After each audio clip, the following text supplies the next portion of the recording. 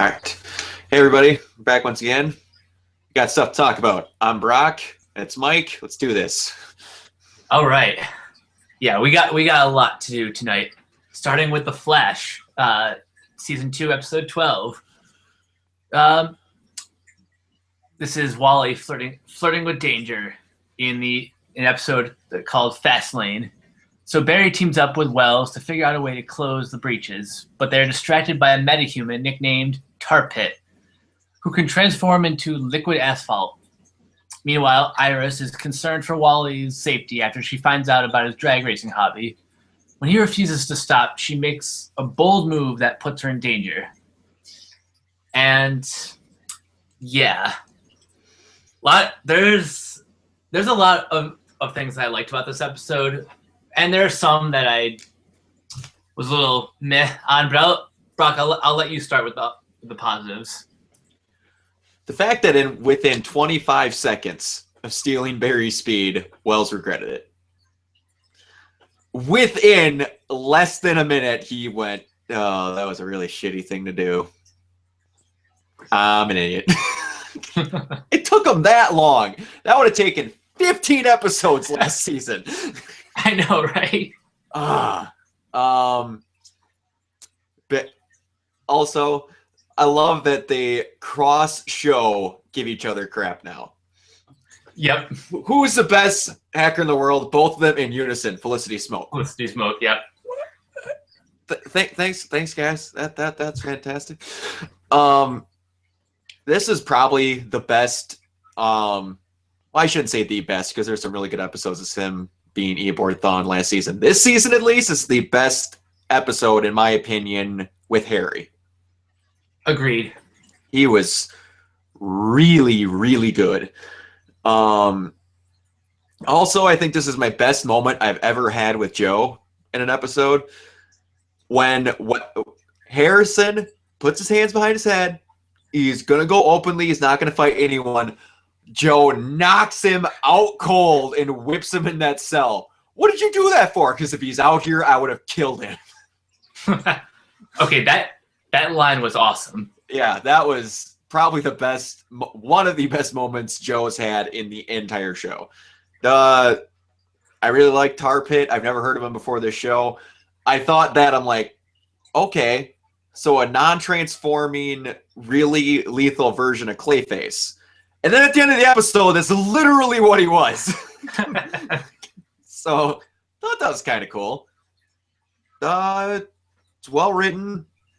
Everyone was good in it. The pacing was great. Direction was good. That was pretty good. It was a pretty good episode overall. I will let you handle the rest of it. I'm not as enthusiastic about the villain. Like his power is cool. Turning it into liquid asphalt. That's a cool ability. Mm-hmm. But I just felt the character himself was a little underwritten. I agree with you there. That was really my only negative. Mm-hmm. But everything about the character interactions this episode really made me enjoy it. I love kind of the evolution of Harry Wells' character. I like how this is kind of like this episode, like you said, would have been like the season finale of last season. Like we're like a little over halfway through the season, and already Earth 2 Wells has been completely transparent.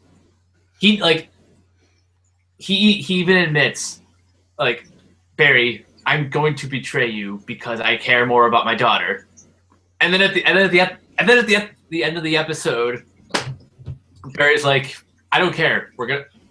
I don't care if you stole my speed. I'm still going to help you. Like it shows like maturity from kind of both of them. Mm-hmm. Also, we have to talk about this, and we'll get into more of it once we do predictions. But they're going to Earth 2. Mm-hmm. They are going to Earth 2. So, man, adventures in another world. are about to happen. Lots of them, I hope. Because one character in specific, but we'll go into that. Yeah, we'll get into that. What else I like about this episode? I really like Wally West, and he's been the negative in the past 2 episodes, but this I feel like the best that we've seen him so far. And I do kind of like how on the one hand it does kind of seem a little heavy-handed, but I like the reason why he's into drag racing. Mm-hmm. And I'm curious to see how he gets his speed when he inevitably becomes, I don't want to call him Kid Flash, but when he just becomes a speedster.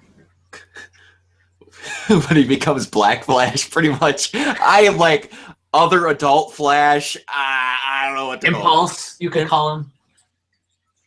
Man, that's one thing that I'd thought about. But if this show keeps going with the rating it's going, they're gonna hit Bart Allen at some time. And I don't know what would they call him, Kid Flash? I don't know. Just personally on this show, I don't think they're gonna go with actually calling him Kid Flash, unless it's like a joke. Like they're gonna pull something, in my opinion. Now I shouldn't say my opinion. My common sense thought is something to be like Overwatch with Felicity. Because, like you said, they're not going to call him Kid Flash. He's, what, 25? 23? The youngest? You can't call him young adult Flash. That sounds really dirty when you think about it. But, yeah. I don't know. Write in the comments. What do you think they're going to call him when it happens? Because it's going to happen eventually. Oh, yeah. I really only have one negative if you want to go into the negatives. Yeah, because I'll be honest, there's not a whole lot of I don't know. There's surprisingly not a whole lot that I can complain about this episode. Like after I've given it some more thought, aside from I don't even remember Tar Pit's human name. Yeah, he was kind of a throwaway. They were a lot more concerned with Harrison in this episode than they were with the villain, which I thought could have been used a lot cooler. That's not my complaint, though. Hey, Mike, did you know by any chance at all that Wally likes to go fast? Because I think they mentioned it a couple of times. I counted about 50. See, that's what I'm talking about. Yeah. I really hope that this is just like this is just some early awkward characterization, kind of like how Roy, when he was first introduced, it felt a little heavy-handed until he actually became a part of Team Arrow. Mm-hmm. Like that's how I feel about Wally right now. I got you. They're kind of both at the same level of development. But don't worry, we will. I'm confident that we will eventually see the Wally West. Oh yeah, the joke cracking and all that on a constant firing off at Barry, making fun of him, doing playful banter back and forth. We'll see it. You got anything for complaints other than the villain? Honestly, that's about it. Okay. Well, all right. Then we'll move on to Arrow. Get that up on there. All right. Unchained. The team goes after a burglar, and Oliver and Thea manage to corner him. He escapes when Thea loses consciousness and falls off a building. Malcolm reveals to Oliver that this is Thea's bloodlust. Since she has not taken a life, the bloodlust is killing her. Felicity tracks the burglar again. Oliver stops him, but when it's revealed to be Roy Harper, Oliver's surprise allows Roy to escape. They track Roy to Palmer Tech when they discover he is being controlled by a man who goes by the name of the Calculator. Felicity tracks the Calculator through the web, who reveals he intends to shut down the entire city, killing everyone in the process. The team locates the bomb and destroys it before it shuts down the city infrastructure. Meanwhile, Dark's wife enters a mayoral race. Thea slips into a coma. Calculator is revealed to be Felicity's father, which we called, by the way. And and Nessa escapes her cell in Nanda Parbat and offers Oliver a cure for Thea in exchange for Malcolm's life in a flashback. Ryder tortures Oliver for information on the maps he acquired, with Oliver starting to hallucinate seeing Shadow. Another one that pretty much said the entire episode. But I start with positives for Flash. Why don't you start with positives for Arrow? Oh my God, where to begin? I'm gonna say it right now. This episode is perfect. Perfect in that it had the energy of season 2, mixed with the good stuff from season 3. You know, with the drama between the Queen family and the League of Assassins. Let's start with some of the basic stuff, like some of the stuff that's contributing to the main story, which is Ollie running for mayor. He has an opponent now, and that opponent happens to be Damien Dark's wife. This is good because it raises the stakes of Ollie's campaign. Because for a while I was thinking, well, this might get a little stale. Like Ollie running a campaign just undefeated. Mm-hmm. I'm glad that like now he has some competition, and I have to think deep down Damien knows that Ollie is the Green Arrow, and he's kind of doing this on purpose, putting his wife in the ring. Mm-hmm. Also, Malcolm was really good in this episode. Not just as, you know, the new Ra's al Ghul, but just as Thea's father. And also, this is the first time we actually see him and Oliver shaking hands, like they're kind of on the same level until the next episode. That handshake happened. They made eye contact, and I out loud screamed, "That is not gonna last." Yeah, that's gonna last all of like what, a day? A day, maybe. And then she shows up. Yep. It lasted 2 hours, maybe. Come on. As far as positives go, Holt. They haven't shown him in quite a while.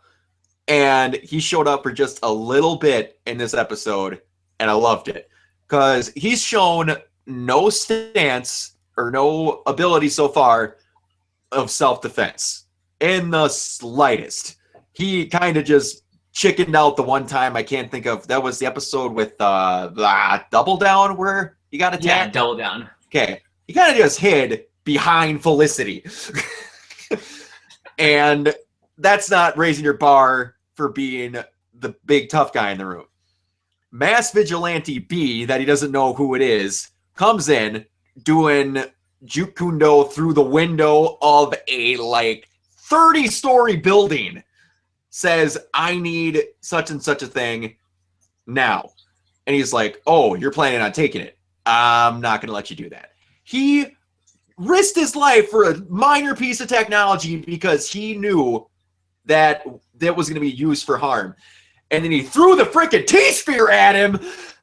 I thought something was going to happen and it didn't. I was kind of disappointed, but they're like, it'll get used later. He's going to mess with it. But he's like, man, I saw him grab it. I didn't know what was going to happen, but whatever. That was cool. Yeah, just seeing the T-Spheres kind of put a huge smile on my face. Like, it's going to happen soon. Yes. The I still kind of have a complaint about it, but I don't consider it as a dream sequence. Wait, I know where you're going with this. Okay, I'll wait for complaints, and I will see if you can guess what it is with that when we get to complaints. Seeing the whole shadow thing was cool. Seeing her again, I was like, that better be a dream, because if somehow Shadow's alive, I gave up on this season. In that instance, I gave up if she was alive. That's like people are telling me, man, Amanda Waller's not dead. Like, and you're an idiot. It's like, they've got a Lazarus pit, they could survive. You're still a moron. No one's like, man, we gotta resuscitate Waller because we all miss her. I do because of the character, but no one misses her. No one, Lila doesn't miss her. Let's get real here. Yeah.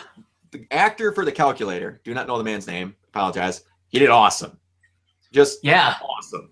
He is just like, for anyone that's played DCU online, that in my mind is the perfect and best representation we've ever had of the calculator ever. A cocky, sarcastic old man that knows he's better than you. You prove you're better than him? No, in his mind, he's still better than you no matter how long and how far you've gone to prove that you're better than him.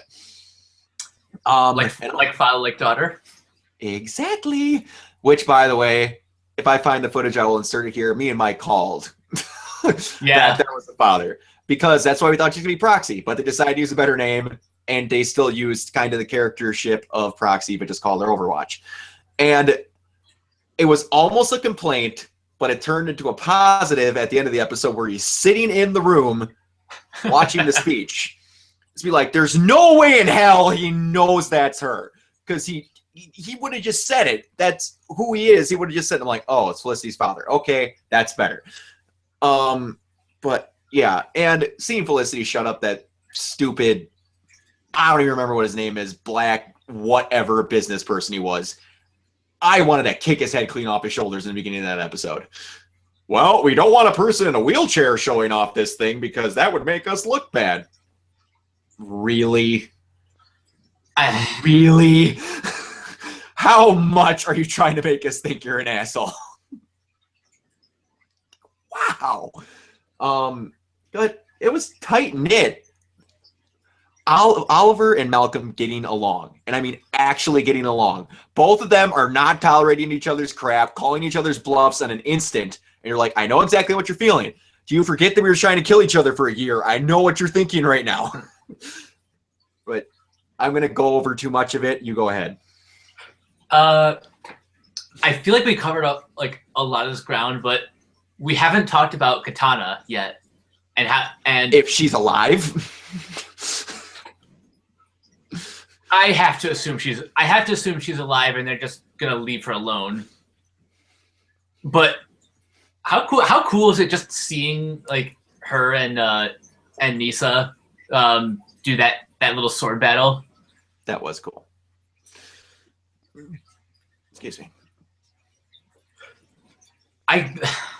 This episode is why I kept watching Arrow, even when season 3 happened and people were like, "Oh, the show is crap now." No, just be patient. You'll get gems like this one again. Mm-hmm. And you'll see some really cool things happening, like what's going to happen next episode and moving forward. Yep. And you know why? Because season 3 was a setup season. Do you people possibly understand why you liked season 2 so much? Because season 1 set up everything that happened in it. Just throwing that out there. Go on. Although an overall minor, like, microscopic complaint I have, I hope it's not just the case that like every other season in Arrow is kind of a setup. Well, yeah, I get what you're saying, but you liked Slade so much because they spent 2 seasons building him up. Good point. And that's why everyone's like, this season's so good. Yeah, I get that. But that's because you literally had the same character for 2 seasons long. You can have one season, have a character introduced in it, and him be the entire great thing about that season. Dark in this episode. There was no setting him up for the past whole 3 seasons except for 2 sentences by Ra's al Ghul. That did nothing. You want to know who set all of him up? Neil McDonough, because he's a good actor. You don't need another season's worth of setup. You have a good actor supporting him. If you would have just thrown Deathstroke at me, yeah, he'd have been cool. But he was a lot better because they did setup in areas where they wanted to do setup. You didn't need it with Dark. Yeah, Dark just showed up like fully formed in the first episode of this season. Just, hi guys, I'm the villain. All of you now suck because I'm going to make your lives miserable. Okay. What do you think what was going to be my complaint about that scene in the torture room? The fact that is it because Shadow is a figment of Ollie's imagination, and yet he has the what's the thing? What's it called? That thing in his hand? The thing that he had like when he was with Shadow. That is something that I'm like, man, you better have kept that in your pocket or that's going to be a complaint of mine in the future. No, it was going to be it. It looks like this torture scene had been going on for about 20 minutes at this point because Ryder's pretty raged up and it's getting towards the end. And he's electrically prodding him in the same section over and over and over. And there's not a mark on him. I completely overlooked that. I'm like that bugs me. But now I think about it in my head, I'm like, wait a minute, something's not right. And also another one. I'm gonna have to rewatch the episode, but I'm pretty sure I'm right about this. It deals with the same thing. They showed the stab mark from Ra's on Thea's body. I'm going to rewatch the episode to make sure. But last I checked, he didn't stab her through the collarbone. He stabbed her in the chest, like right here. And they show the wound opening like here. He didn't almost stab her in the throat. That's either a really bad continuity error or whoever did the makeup was just forgetful. That was the wonder of like, hold on. And I'm thinking he's holding a knife at her. That was the entire time I'm trying to remember how he holds her. I'm like, that is not where she got stabbed. Not even remotely. But that was it. Only complaint is I have to wait another week to watch the whole, because it looks like Ra's is okay. I keep calling her Ra's. That Merlin is okay with this. He doesn't seem to be too objective to Ollie. He's just like, all right, you made your choice. We're going to go at it. It doesn't seem like he's a whole lot against the... Oh, okay, I take that back. I have one more complaint. How much of the League of Assassins was just asleep when Nessa escaped? That's what happens when your leader's not there. Yeah, when your leader's not there, magically 30 assassins are like the only people in the building and 15 of them are traitors. I understand that, but that building is huge and she just left after killing 5 people. You could have shown you could have shown a strew of bodies down the hallway and it would have made me happy. But her and Michonne from The Walking Dead just came in and wrecked house and they were gone. And people say stormtroopers are bad. Yeah, and they have lasers. They're swiping swords at close range and can't hit. But that's enough. I'm sorry, that just really bugged me. Like, she's getting out this easy. Come on. But that's the rest I got. You got anything else? I don't think we spent enough time on Roy. No? Okay, I take that back. We didn't spend a whole lot. Yeah, let's talk a little bit about Roy because for all we know, this might be the last we get to see of him until maybe an appearance on Flash, maybe Legends of Tomorrow. Okay. One of my big positives actually was about Roy, and it's lower down on my piece of paper. There's very much that makes you feel like old times, and I love banter of just like a memory or whatever. And Roy going, I can't believe you shot me. And Oliver goes, really? You can't, or whatever, to the point of whatever it was. Like, are you kidding with me? You can't believe I took a shot at you just to take you down? Like, it showed that they went through some stuff. And the fact that they had him drugged in a basement after he shot him with a trach arrow. That kid is so good. I also, the whole techno, who's it eyelid thing. I take that back. I have one more complaint. Oh, so nitpicky this time. Because I keep remembering stuff that kind of bugged me. Did they at any point say they deactivated that eyelid thing? I don't remember. Because they openly talk about, oh man, this thing has a camera, as Felicity has it 2 inches from her face. And they, in no certain circumstances, said they shut it off. Suspicious. But anyways, going back to Roy, just seeing him back again, just watching him get to have fun in the suit was great. It's like catching up with like your best friend that you haven't seen in like years. Yes, and I almost forgot. I don't know why I didn't write it down that scene with those two at the end, because this is probably one of the last times we're going to see him because of this speech. Was the whole, if I could start over again, I would want to do it with you. That was so good. I was tearing up. Yeah. Just good television. I'll save my prediction that I teased to you towards the end. Alrighty. All right. Wow. I can't promise that you're going to like it. Man, every prediction you make, I don't like. Because it always involves X character you really like, I think's gonna die.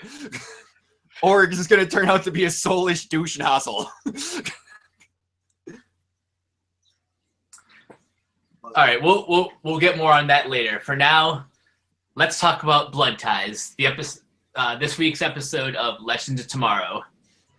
And in this episode, Snart visits his past, and Stein and Ray team up.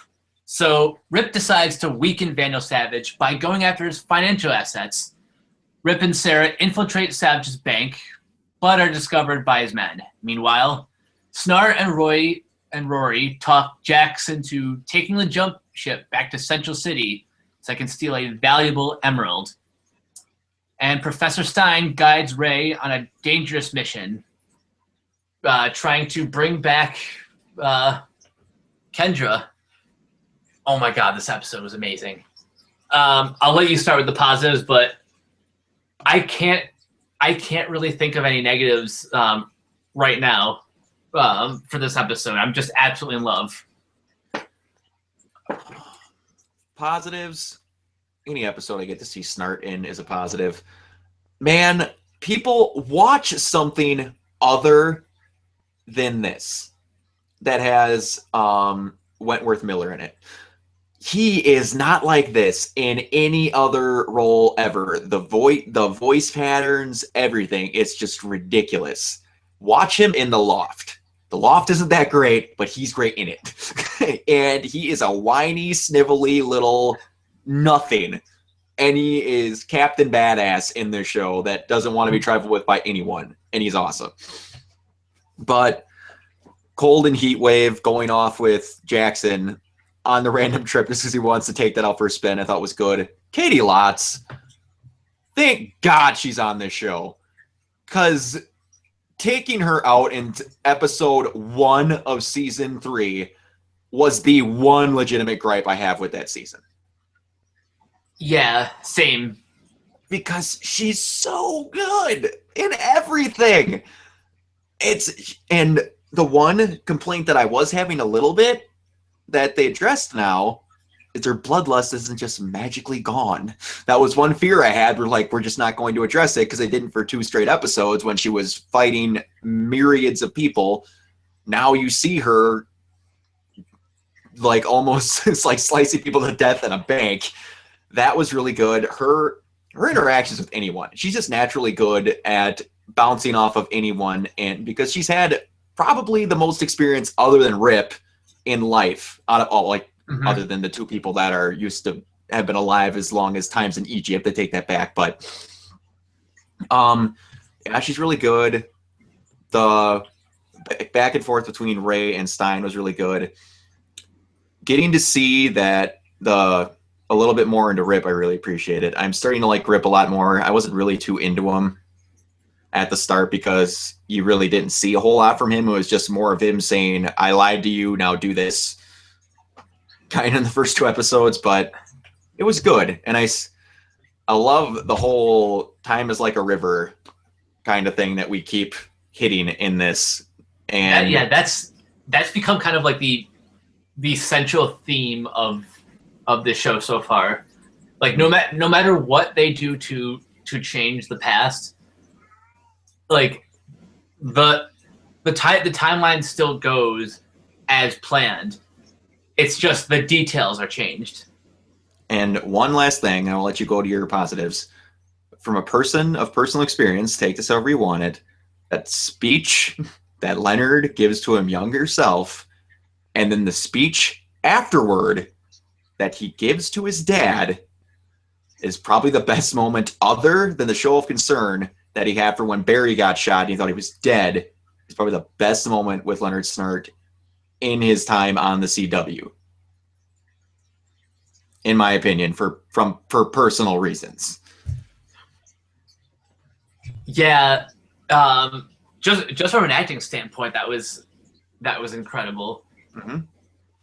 I don't think I have any more doubt of Wentworth Miller's ability as an actor anymore. After that, I'm like, nope. Not only has he completely embodied the character, and he's shown just maturity with the character, but like the fact that scene can hit people on an emotional level just shows like how this series has depth beyond, oh, it's fun time travel adventure. Exactly. Vandal Savage is kind of my big highlight of this episode. I'm gonna sound like a broken record when I say this, but man, they casted Casper Crump so perfectly. Best line, Jack the Ripper showed me the beauty of severing I can't remember what carotid artery or whatever. I was like, huh? That was one of the darkest statements I've ever heard in my entire life. Yeah. And just that scene in general was just so well shot. Like the lighting, the cinematography. Again, for a network TV show, this is just it was just everything I wanted it to be. All the stuff with Stein and Palmer was also good too. I like how there's supposedly history between these two. I know Stein has taught many scientists apparently in this universe, but the fact that he was able to give one more lesson to Ray that helped him save the day, that was a great moment. So this is just a general compliment I have for Team Berlanti. They really know how to do the quiet character moments, because I know for television they can't really afford to be bombastic all the time. So to make up for that, they just kind of focus on things that need to be focused on, like just good writing good story and good character development, and I think it really shows in Legends of Tomorrow because it's such a high concept.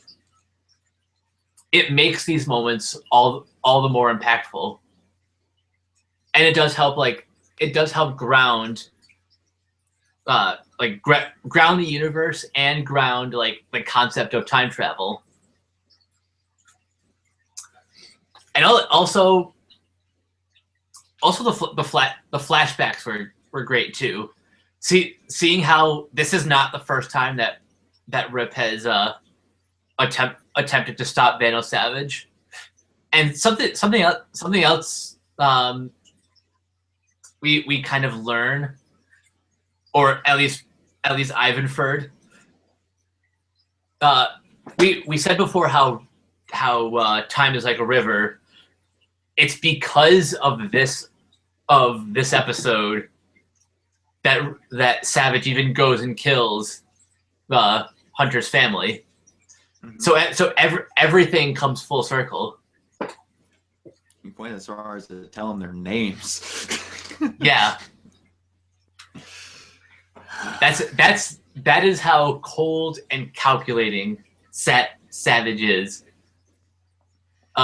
He knows just when to be patient and wait things out. He knows exactly what needs to be done. And every week I'm always looking forward to what's going to happen next, because unlike Flash and Arrow, where I can kind of guess where the show is going, I have no idea what's happening week to week with Legends. I don't either. And that's one beauty. That's one thing that they incredibly have on their sides that they can do that those other two shows can't. We're doing something in the 80s. So, something else I like about the show just in general is that, while Flash and Arrow have they have a story road, Legend of Tomorrow has a story sandbox where it's like the producers or the executive producers who are together working on both shows, they get to just stretch their legs and just go nuts on Legends. And I do like how the shared universe has really has really come fully developed. In Legends of Tomorrow, they bring up things like Sarah's bloodlust, Snart even wanting to go back to Central City to try to fix things with his dad. Stuff like bring back the acknowledgement of Ray's fiance. Again, just all the things that you like about these characters is not lost on this premise. I agree. Complaints. I had one minor one, and I get what they meant, but they could have said it differently. And this is nitpicking as nitpicking can be. He asked Sarah to dance, and he said she's not much of a dancer. In the first episode, Sarah asked Snart to dance, and then she goes out and just dances on her own because he won't dance with her. But it was more of bar dancing in the sexual manner and not ballroom dancing, which I'm guessing she has no experience in, so I understand that you just could have worded it differently. I'm really trying and reaching for an excuse here, people, but I don't have one.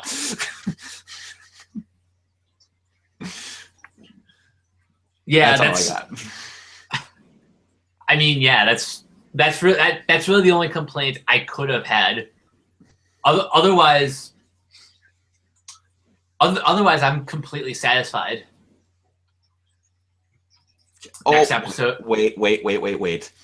Oh. One other thing. Did Rip say he had the blade on him? Did he? because I don't remember anyone saying they ran off with it. I remember him shooting it out of his hands and then slicing Vandal's throat and then just leaving. If next week they don't have that blade, I'm going to have a complaint. Why would they not grab it? I hope that does get explained because that would be a complaint if left dangled. Yes, but all right, that's all I've got. All right, well, that leaves us plenty of time to do some news and predictions. Mm-hmm. What's going on in the Arrowverse? Well, I know we don't cover Supergirl because technically different network means they're not technically in the same universe, but the Flash and Supergirl are crossing over on March 28th, and the episode is called World's Finest. Guess what? Guess what's 3 days before March 28th? Batman versus Superman! I wonder why they're doing that. No possible explanation. Yeah. And the fact that it's called World's Finest. Come on!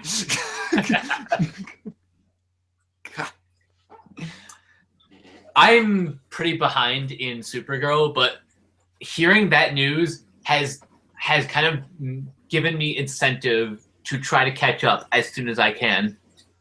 I've not seen a episode of Supergirl, but I'll be watching that one. I don't care how out of context it is. You haven't even seen the pilot? No.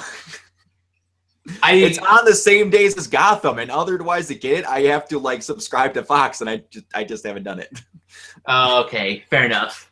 Yeah, so because I need to contact my provider of my cable and get such and such information that really takes a long time and is stupid to do. And I'm like, I'll watch it on DVD. And then they pull this crap. And now I need to watch it.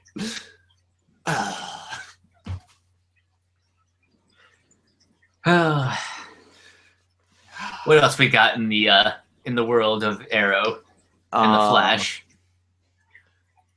In the episode, I don't know if it's in the episode, but in the episode where there is an episode where Team Arrow is going to help take down King Shark, right? That's who they're in that episode. It's an episode of an episode of the Flash where it's Diggle and I think Lila that are going to stop King Shark. Apparently, Diggle's helmet is going to be getting an upgrade in that episode. Ooh, he's getting the Cisco treatment. Yeah, him and everyone else.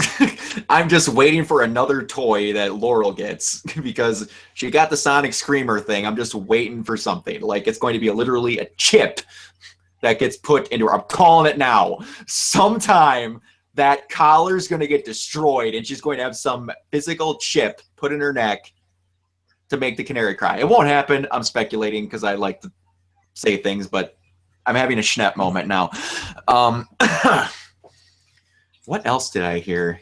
There was something else I heard about a future episode. Yeah. Episode 17 of Arrow this season is going to be called Beacon of Hope. Is there... I was going to say, because we got... The next one is Sins of the Father. The next one is... After that is Code of Silence, then Taken, then Broken Hearts, then Beacon of Hope. I don't know. Is there any information about Beacon of Hope? Just that this is a mere 2 to 4 episodes prior to the grave scene. 2 to 4. They literally say 2 to 4. Are you kidding me?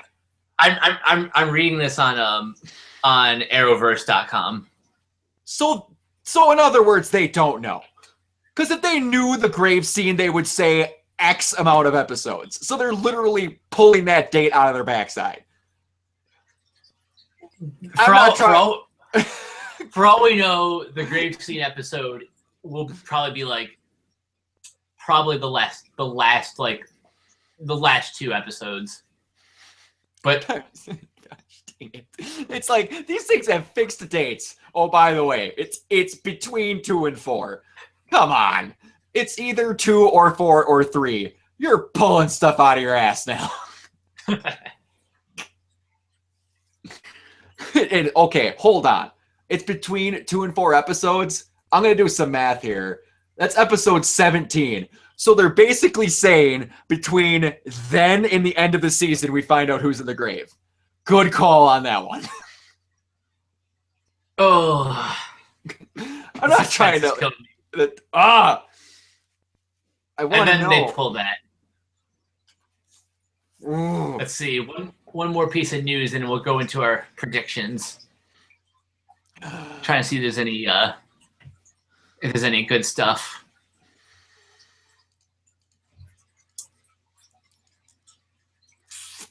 Ooh, a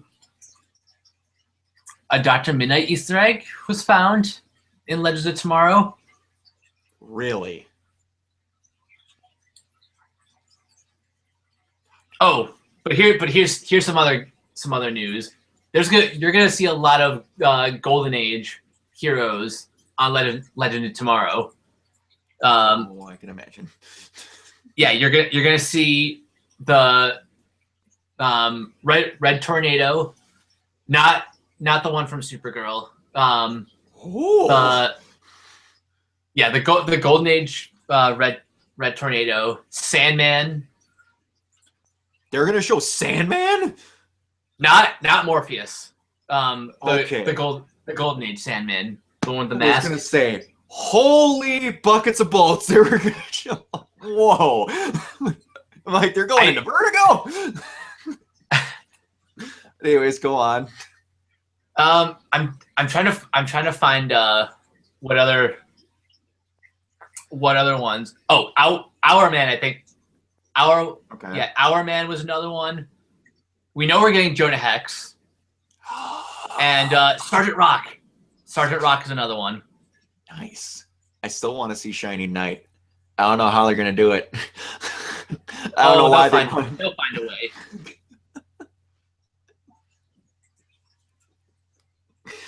Man, what other Golden Agers could they show? Vigilante, Uncle Sam and the Freedom Fighters. Uncle Sam. There's just gonna, the title of the episode is gonna be pretty much, I want you to be I don't know. Something to that effect. I will seriously geek out if they actually have Uncle Sam and the Freedom Fighters on Legend of Tomorrow. I'm a broken record. They showed King Shark. I'm putting nothing past them. Nothing at all. That would take no CG. They just need to have the people. And they're gonna actually. Oh man, I hope this is. Have we heard anything that this is actually going to be an ongoing series past this season? Still no word just yet. We will probably know by like March or April what happens to all the CW shows. Because that's usually when we find out. Hey, Supernatural's on its like 12th season, and I just love that. That is the ongoing. Well, season 13 starts shooting, and and by the way, we're still doing Arrow and Flash. That show is going to be on until Jensen and Jared's kids are 15 and 16, and then they're going to be Jensen's and Jared's technical grandkids in the show. They're cashing that cow as long as they can, and I don't care because they still keep coming up with stuff somehow. Also, by the way, Stephen Amell put up a post on his Facebook. CW loves to share actors. Someone asked him on an AMA, would you be interested in appearing in Supernatural? And he said, of course I would, but I want it to be reciprocal. if I ever end up on Supernatural, I want Jensen and Jared to show up as thugs on Arrow. In the flashbacks. And you know what happens to mercenaries in the flashbacks. He just wants to kill them in an episode. And I guarantee you, Jared and Jensen would okay it. Jared and Stephen Amell are really, really close. If anyone follows them on social media, the dudes being dudes in wine country or whatever that one. What are you doing in my wine cellar? If I guarantee, if they say, all right, you can kill us, but you're going to be some form of demon or whatsoever, so we get to gank you in Supernatural. And all the writers be like, sure, whatever. We both shoot in Canada. We don't care. Take your time. Shoot the scene. That would be amazing. So some people were going around on another post saying, "Oh, they should totally cross over Arrow and Supernatural." At first, I thought that's a dumb idea, but then I realized some other shows on Fox, Bones and Sleepy Hollow, did a crossover.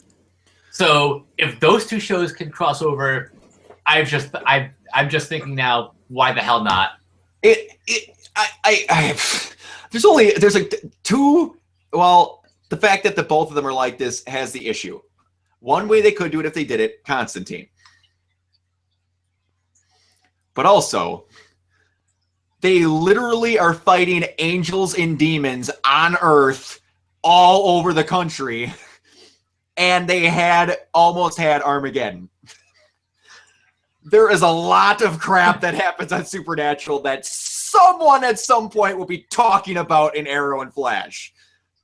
If they crossed over, there would be a lot of randomly everyone in the country just like started exploding into pools of blood, but no one talked about that on Arrow and Flash at all. Suspicious much? Like if they weren't as nothing is off the table as they are in Supernatural, I would totally say it, but they need to have something. Supernatural's on like Earth 3. Could be. And they just come through with a rift with Constantine and solve something where they like, I don't know how to kill a demon, and they just whip out Dad's notebook, or they just pull out the knife that is designed to kill. Man. Oh, that reminds me. Going back to Flash and Supergirl. How do you imagine this crossover gets set up? Is it going to be Barry get it traveling to another Earth, or is this going to be an episode with like Mr. Mixoplex, and he just yanks Barry from his time over to the Supergirl universe? I see this being, how are they going to do it? This is going to be, if not once, they're only going to do it one other time, this being a one-time thing. Because they're crossing networks. You already said they're not doing that universe's Red Tornado. They're doing a different Red Tornado. And there's just going to be a lot of I still can't believe this is happening at all. Yeah, it's going to be something that part of me thinks it's going to equate to a dream that Barry has in his world. But it could be something very much that like Mixoplex and by the way, anyone, if you're not using Google and can spell his last name, I give you points. That it's going to be him getting ripped from his Earth to go see Supergirl or something. This literally blows my mind because I do not see any way at all that they're going to continue having these shows crossover. Because that's going to start getting into some real dangerous territory. Yeah, I think this is just like a one-time thing, but I'm trying to figure out a logical way that they can establish this. I've got because this is a tough one. You came up with probably the best one. I have not Yeah. watched the show. Have they introduced Mxyzptlk in the show? Not that I've seen so far, and I've only seen like the first 2 episodes. Okay. But okay, that we'll cross that bridge when we get there. But for now, do you want to cover that episode, dude? By the way, because sure. I will watch it if you want to. Sure, we don't normally cover Supergirl, but we will make an exception just this once. And I don't know if that might be like a little separate, like the Supergirl recap video. Because depending on how the other shows go that week, we could have a borderlining hour-and-a-half long episode, and we're trying to avoid that. Yeah, good point. But we will cover it.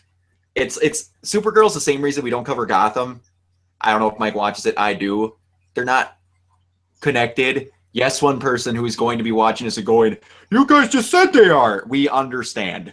This is Greg Berlanti somehow had one of the head at CBS's families hostage that he got this to happen.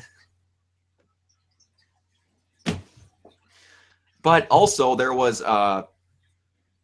Stephen Amell talked about at one point he was in talks to show up on Constantine. Yeah, I remember that until Constantine got NBC'd.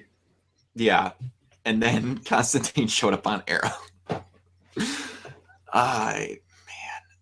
It's anyone. If you can come up with a reason short of Mxyzptlk in the comments, please do. Because I can collectively say we're speechless. I'm usually good at like these wild predictions, but I got nothing. That was the best I could come up with. All right, now let's close off the show with something we're a little bit more experienced in. Let's start with predictions on Arrow, because I gotta rip off the Band-Aid. Okay. So the grave scene. Okay.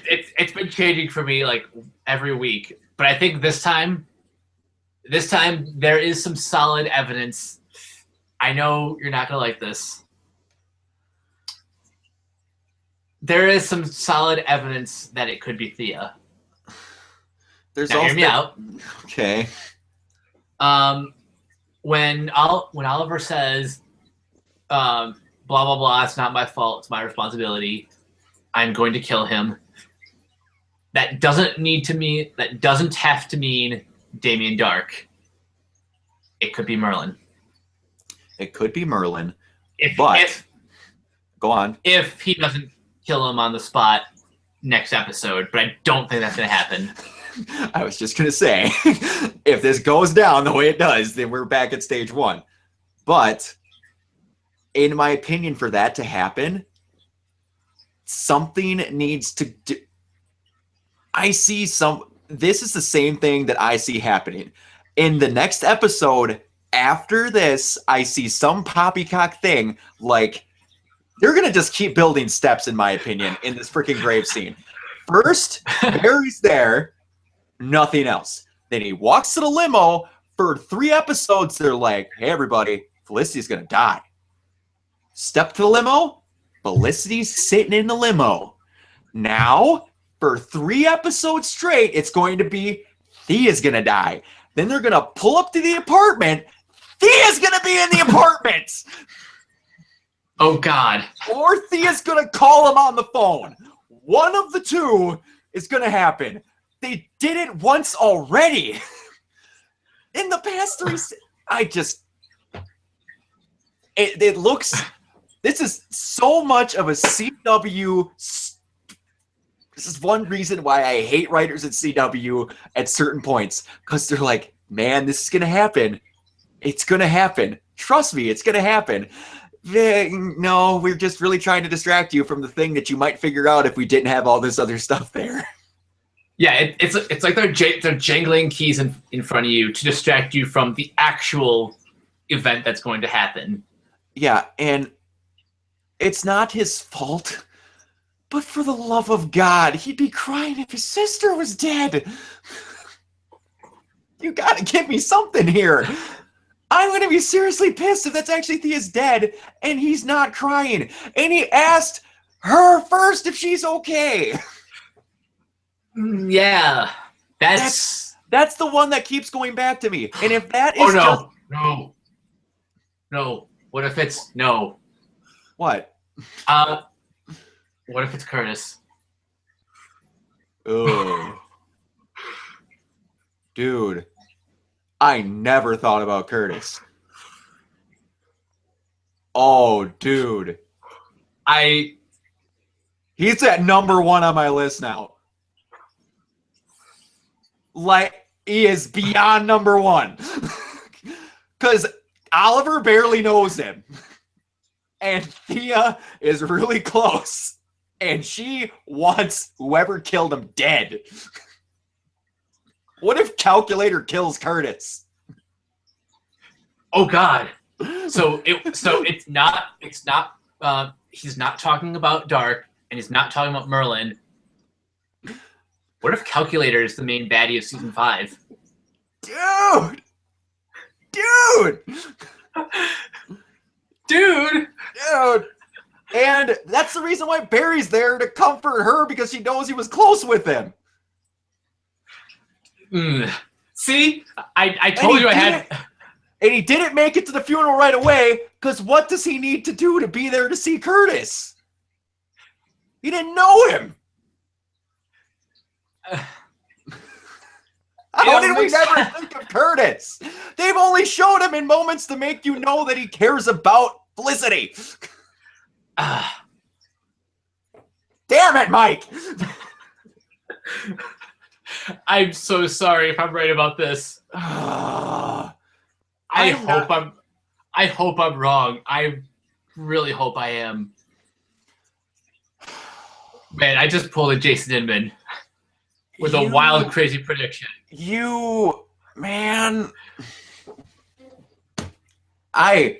no chance in hell Quentin's dying now. There's no chance in hell. He's off my list so that he just got replaced with Curtis on my list. Yeah. Curtis is number 1. Curtis is number 1. Then he is above Felicity's mom. Yeah. Dude, that's bad. And it can't be Roy, because Roy is not even going to be in the city anymore. No. Supposedly. And how did we not think of this until now? I think it just dawned on me because I think it just dawned on me because it wouldn't make sense for Oliver to ask Felicity if she's okay when talking about Thea. But it would make perfect sense with Curtis. And he's also the one that would have the least amount of time in the series. And to prepare, but they're already making him a character that we all really like. Yeah. Hold on. What if, wild prediction number 2, Michael Holt comes because he hears about Curtis dying? So we're kind of pulling a Black Canary again, where we're splitting up characters. Except this time he just never becomes Mr. Terrific at all.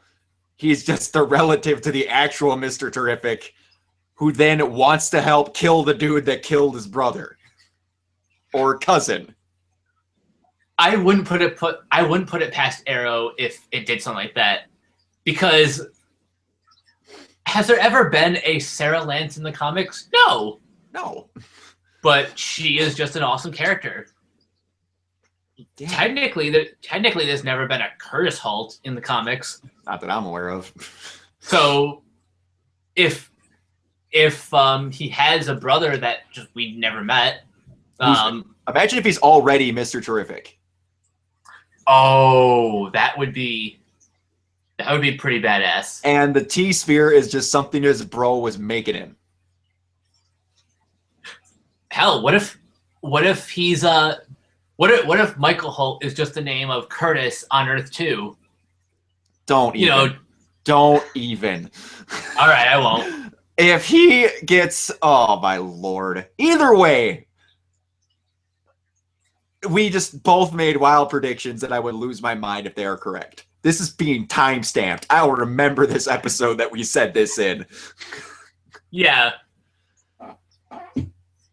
Screw whatever predictions we had in the past. This is the one that's going down in history. We came up with this because you just had a random thought.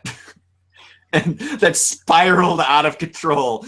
But now it makes a good amount of sense, more than anything we've been babbling on about that frickin' grave for 12 episodes.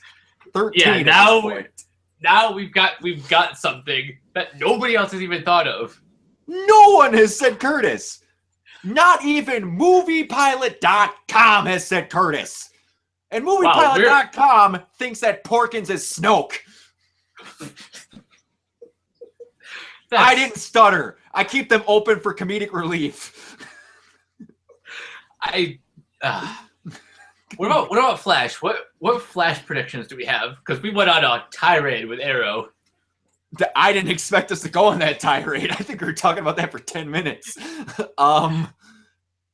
Man. Well, a prediction of Arrow, part of me thinks that Killer Frost will somehow end up on Earth 1. I don't have a whole lot to go on other than that. That's another thing with Earth 2. We literally don't know. Wait, did we see in the thing excuse me. It's Jay, I think is who's all going? It's Barry, Cisco. I feel like it's literally just Barry, Cisco, maybe Joe. Maybe I don't know. No, I think it is just Wells, Barry, and Cisco. Because I'm trying to, for some reason, I could be completely wrong. Was there anything in a teaser about Earth 1 and Earth 2, Caitlin making eye contact? I'll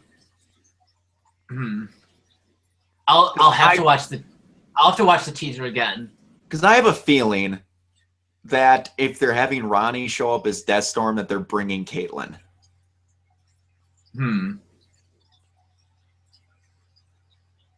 Maybe. I mean, they don't have to, but I'm sure there's going to be some explanation for Caitlin staying, yeah. Which is probably going to end up being no, I can't think of his name. Jay. She's probably going to stay back with Jay to work on whatever they're working on while they're attempting to get back Jesse. That's probably what's going to happen. You got anything for predictions on that?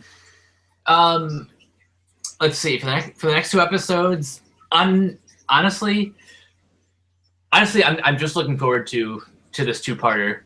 The first part is called Welcome to Earth 2, and the other episode 14 is Escape from Earth 2. Escape from Earth 2. I'm just looking forward to seeing Killer Frost. Yeah. I'm looking forward to seeing like just everything, because the only glimpses we've seen so far are the flashback with Wells and the Jay Garrick Flash. You know what I want to see? Earth 2 Green Arrow. Yeah, it's his dad. Yeah. Or like the I'm not sure if we'll actually get it, but man, that'd be such a sweet cameo. Or we could show them all showing up around a gravestone of Oliver Queen. Or maybe just news footage of Robert Queen as the Green Arrow kind of doing his thing. Yeah, because the one episode they showed of that Robert got exposed as being Green Arrow. That was in one of the flashbacks with Wells in Earth 2, I remember. Yep. But I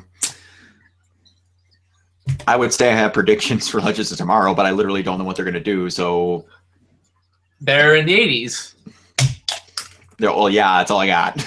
But they're going to see parachute pants. Actually, what's the episode called? White Knights. White Knights? Yeah. White Knights. Okay. No, I'm thinking of Shiny Knight, but there's no way it'd be in the 80s. Oh, wait. This is the one with Valentina Vostok. Oh, yeah, the one that I had a really big mess up on figuring out who she was. Yeah, they're going to 1980s Soviet Russia. Soviet Russia. That'll be sweet. That's gonna be fun. Yeah, that'll be a good time. All right, do you have anything else you want to add? That's about it. I look forward to all the craziness that's going to happen in the next couple episodes of each show. Yeah, craziness is putting it lightly. Again, everyone, thank you for putting up with our random babbling about things that more than likely won't happen in these TV shows, but we try. If you have any crazy babblings of your own, drop them in the comments below. We'd love to see what you got.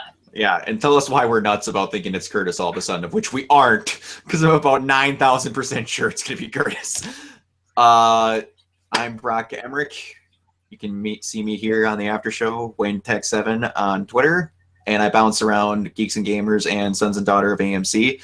You're looking forward to more content. You're going to be having another Q&A with the admins coming soon, but we don't know when. We know that they have the questions for it, and We Are Geek will be having another episode coming up this weekend. And I'm Mike. You can find me at Captain K42 on Twitter, and I'm also bouncing around admitting the Geeks and Gamers group and the Sons and Daughters of Movie Talk group. You can look for my articles at geeksandgamers.com and subscribe to the Geeks and Gamers YouTube page. Also, visit geeksandgamers.com and go check out the Geek Boards. We've been seeing a lot of activity on the Geek Boards so far.